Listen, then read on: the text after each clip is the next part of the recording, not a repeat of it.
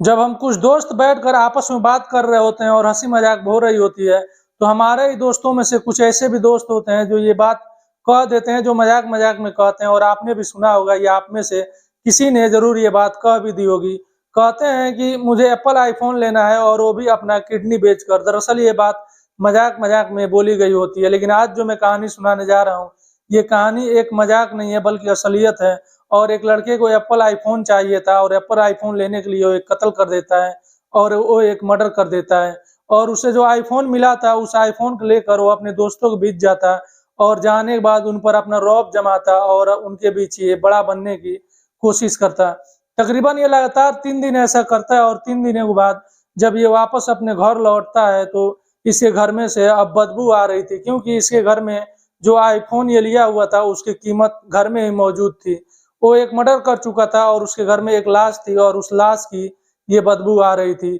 और फिर वो अब सोचता है कि इस लाश को ठिकाने लगा देना चाहिए और उस लाश को ठिकाने भी लगा देता है और बड़े ही आराम और बड़े ही चैन से ये रहता है और अपने दोस्तों के बीच जाता है और रौब जमाता है। वो एक कहावत है, कहते हैं ना कि इंसान के पास जितनी चादर हो उतने ही अपनी पाँव पसारना चाहिए, लेकिन ये जो लड़का था इसके पास उतने पैसे नहीं थे कि ये आईफोन ले सके। उस आईफोन के लिए इसने एक कत्ल कर दिया और एक मर्डर कर दिया। और जब इस मामले में तफ्तीश हुई और पुलिस को जब लाश मिली और इस मामले में जब छानबीन हुई, तो जो कातिल था वो पकड़ा गया और जब पूछताछ हुई तो एक बेहद ही खौफनाक और डरा देने वाली कहानी निकल कर सामने आई।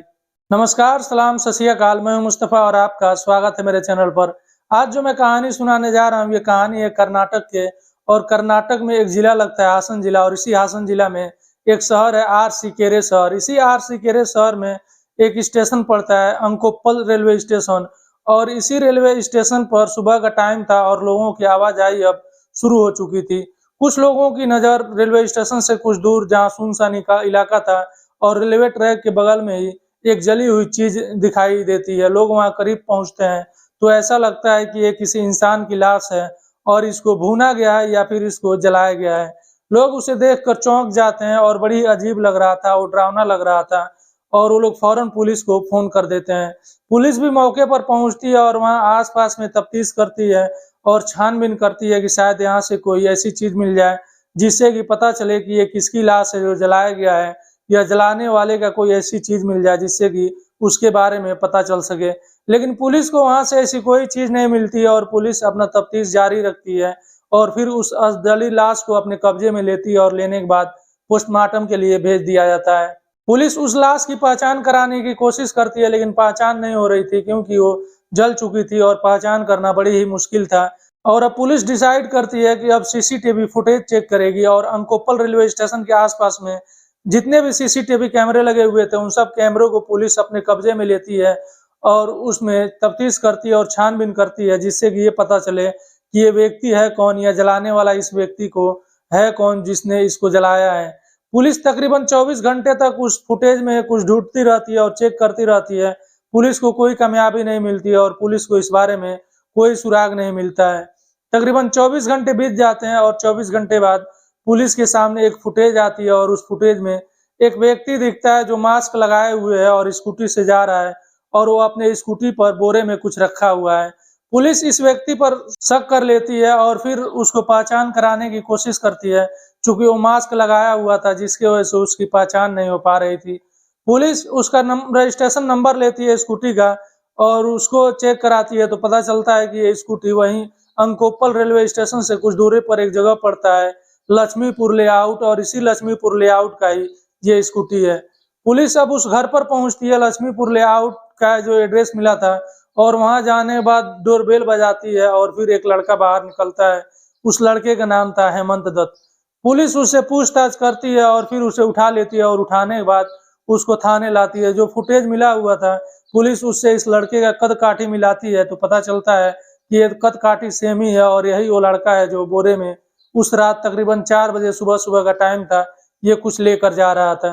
पुलिस उसे पुलिस स्टेशन लाने के बाद उससे पूछताछ करती है तो जो ये लड़का था पुलिस को गुमराह कर रहा था और फिर पुलिस को जो पूरी सच्चाई थी वो नहीं बता रहा था। पुलिस को इस लड़के के साथ सख्त होना पड़ता है और जब पुलिस सख्ती करती है तो ये लड़का टूट जाता है और फिर पूरी कहानी सुनाता है। ये जो लड़का है हेमंत दत्त बताता है कि इसकी उम्र 20 साल है और ये कहता है कि मुझे आईफोन चाहिए थे, क्योंकि जितने भी मेरे दोस्त थे उन सब के पास आईफोन थे और वो सब लोग आईफोन चला रहे थे और मेरे पास उतना पैसा नहीं हो रहा था कि मैं आईफोन खरीद सकूं। लेकिन मुझे भी शौक था और मुझे भी मन था कि मैं भी अपने दोस्तों की तरह आईफोन चलाऊं और उनके बराबरी का मैं भी हो जाऊं। और इसी वजह से मैंने फ्लिपकार्ट के ई-कॉमर्स सेंटर से मैंने ऑनलाइन आईफोन बुक किया और सेकेंड हैंड मैंने आईफोन बुक किया। वो बताता है कि उसकी कीमत 46,000 थी और वो बुक किया था तकरीबन 5 फरवरी को और इसकी जिम्मेदारी मिली थी डिलीवरी करने का। वो एक लड़का था जिसका नाम था हेमंत नाइक। हेमंत नाइक की उम्र भी 23 साल थी और हेमंत नाइक को ये डिलीवरी करना था हेमंत दत्त के पास, यानी कि दोनों का नाम सेम था लेकिन उम्र में 3 साल का अंतर था। जो हेमंत दत्त है वो 20 साल का था और जो हेमंत नाइक है वो 23 साल का था। 7 फरवरी को हेमंत नाइक को ये जिम्मेदारी मिलती है कि उसे ये डिलीवरी करना है। जो हेमंत नाइक है वो घर परिवार का खर्चा चलाता है और मेहनत मजदूरी करता है और इधर जिसे आईफोन लेना था हेमंत दत्त, उसे अपने दोस्तों के बीच अपना रौब जमाना था और उनकी बराबरी होना था, इसीलिए इसने आईफोन मंगाया था। हेमंत नाइक को आईफोन लेकर निकलता है अपने ऑफिस से जहाँ पर ये डिलीवरी करना है और फिर वो लेकर पहुंचता है लक्ष्मीपुर लेआउट और उस घर के सामने पहुंचता है जहाँ पर ये डिलीवर करना था। घर का डोर बेल बजाता है और फिर वही लड़का बाहर आता है हेमंत दत्त और ये हेमंत नाइक उससे पूछता है कि सर आपने फ़ोन ऑर्डर किया था? तो ये हेमंत दत्त बताता है कि जी हाँ, मैंने ऑर्डर किया था और फिर वो अपना आईफ़ोन लेता है और घर के अंदर चला जाता है। हेमंत नाइक घर के बाहर ही खड़ा था और उसका इंतज़ार कर रहा था कि शायद हेमंत दत्त पैसा लेकर आएगा और उसे देगा, फिर ये वहाँ से चला जाएगा। कुछ समय तक ये वहाँ खड़ा रहता है और फिर हेमंत दत्त का अंदर से आवाज़ आता है और वो कहता है कि वो घर के अंदर आ जाए और वो अभी पैसे लेकर आ रहा है। फिर हेमंत नाइक घर के अंदर जाता है और वहीं सोफ़ा रखा हुआ था, उस सोफ़े पर हेमंत नाइक बैठ जाता है। जब वो बैठता है तो हेमंत दत्त पानी का ऑफ़र करता है और हेमंत नाइक से पूछता है कि धूप में काम करते हो, थक गए होगे, अगर पानी चाहिए हो तुमको तो बताओ मैं तुमको देता हूँ। हेमंत नाइक कहता है कि जी 1 गिलास पानी दे दो और फिर हेमंत दत्त पानी लाकर उसे दे देता है। लेकिन हेमंत नाइक को ये नहीं पता था कि अगले ही पल उसके साथ क्या होने वाला है, 46,000 के बदले उसे क्या मिलने वाला है। हेमंत नाइक अभी अपने मुँह से वो गिलास लगाया ही था पानी पीने के लिए कि तभी जो हेमंत दत्त है वो पीछे से चाकू से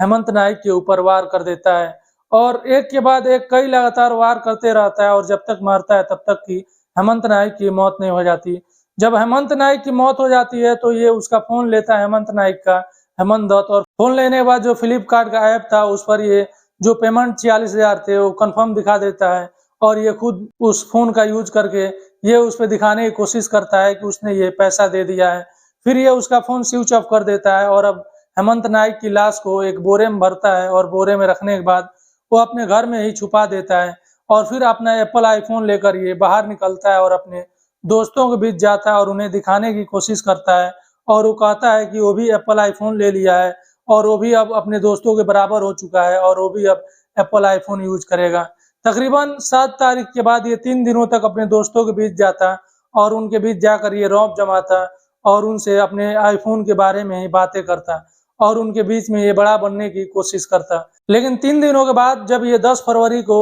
ये वापस अपने घर लौटता है अपने दोस्तों के बीच से, तो अब इसके घर में से अब बदबू आने लगी थी और अब वो जो लाश घर में पड़ा हुआ था, जो उस आईफ़ोन की कीमत घर में रखी हुई थी, वो सड़ने लगी थी। अब ये सोच में पड़ जाता है कि इस लाश को कहाँ ठिकाने लगाया जाए। अगर इस लाश को अगर ठिकाने नहीं लगाया गया तो ये बदबू तेज़ होगी और पड़ोसियों तक पहुँचेगी और बाहर तक जब जाएगी तो ये रंगों हाथ पकड़े जाएगा। फिर इसके दिमाग में एक आइडिया आता है और फिर ये पेट्रोल पंप जाता है और वहाँ से ये कुछ पेट्रोल खरीदता है और फिर वो पेट्रोल लेकर अपने घर आ जाता है और रात होने का इंतज़ार करने लगता है। जैसे ही रात होती है और ये सोचता है ये कि उस टाइम ये लाश को लेकर अपने घर से बाहर निकलेगा जब लोग गहरी नींद में होते हैं और जब लोग सड़कों पर दिखाई नहीं देते हैं।